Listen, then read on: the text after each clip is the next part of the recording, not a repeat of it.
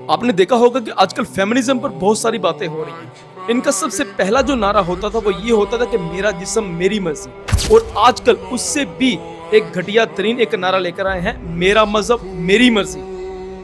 اور آپ مجھے یہ بتاؤ کہ اگر آپ کو اسلام پسند نہیں ہے تو اب اسلام کو چھوڑ کر کسی اور مذہب میں چلے جائیں۔ اسلام کو کیوں بدنام کرتے ہو؟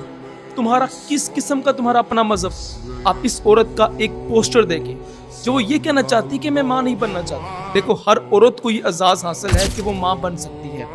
اب کسی عورت کو ماں بننا یا نہ بننا یہ اس کا اپنا ذاتی فعل، ذاتی فیصلہ ہو سکتا ہے، لیکن دوسری عورتوں کی ذہن نشی کرنا یہ بالکل غلط ہے، اور ہم اس چیز کی مزاحمت کرتے ہیں۔ اور آپ کس چیز کی بات کرتے ہیں؟